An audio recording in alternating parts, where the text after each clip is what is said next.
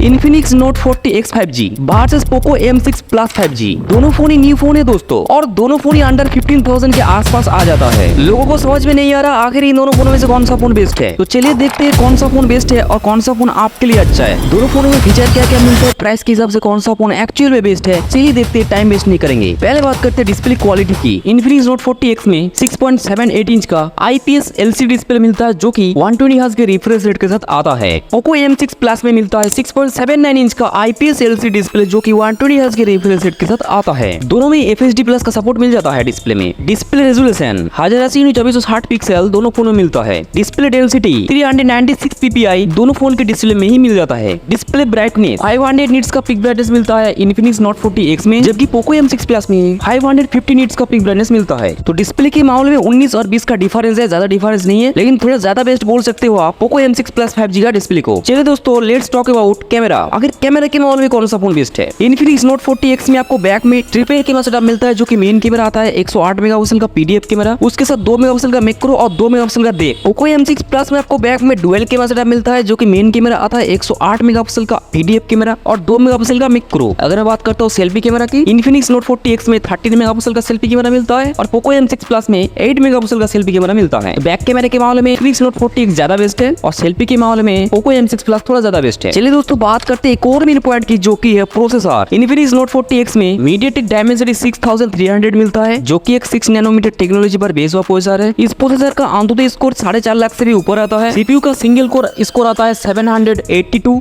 Multi core score आता है 2012। Poco M6 Plus में मिलता है Qualcomm Snapdragon 4 Gen 2 X Series Edition। इस प्रोसेसर का अंततः स्कोर 4.5 लाख के आसपास आता है, लेकिन 4.5 लाख को क्रॉस नहीं कर पाता। CPU का सिंगल कोर स्कोर आता है 980, मल्टी कोर स्कोर आता है 2121। तो प्रोसेसर के मामले में गाइस 19-20 का डिफरेंस है, ज्यादा डिफरेंस नहीं है। दोनों का प्रोसेसर ही मक्खन है भाई साहब प्राइस के हिसाब से। चलिए दोस्तों बात करते हैं एक और मेन पॉइंट की जो की है बैटरी की कैपेसिटी। Infinix Note 40X में 5000 mAh की बैटरी मिलता है जो कि 800 वाट के फास्ट चार्जिंग के सपोर्ट के साथ आता है। Poco M6 Plus में 5030 mAh की बैटरी मिलता है विद 33 वाट के फास्ट चार्जिंग के सपोर्ट के साथ। बाकी दोनों phone he out of the box Android 14 के साथ आता है। बात करते कनेक्टिविटी की, Bluetooth 5.3 का सपोर्ट दोनों फोन में मिलता है। Infinix Note 40X में NFC का सपोर्ट मिलता है, Poco M6 Plus में NFC का सपोर्ट नहीं मिलता। Infinix Note 40X में USB Type-C 2.0 का सपोर्ट मिलता है, जबकि Poco M6 Plus में USB Type-C का सपोर्ट मिलता है। तो कनेक्टिविटी के मामले में Infinix Note 40X थोड़ा ज्यादा बेस्ट है। बात करते हैं नेटवर्क की, दोनों में आपको 5G का सपोर्ट मिल जाता है और दोनों में अच्छा खासा 5G का बैंड मिल जाता है, तो नो टेंशन। एक फोन में जो भी मेन फीचर होता है उसके बारे में बात हमने कर लिया। चलिए बात करते हैं प्राइस के हिसाब से कौन सा फोन बेस्ट है और वैल्यू फॉर मनी कौन सा फोन है। जैसे कि पहले मैंने आप लोगों को बोल दिया, ये दोनों फोन का प्राइस लगभग 13-14 हजार के आसपास शुरू होने वाला है। तो प्राइस के हिसाब से दोनों फोन सिमिलर ही है लगभग, और फीचर्स के मामले में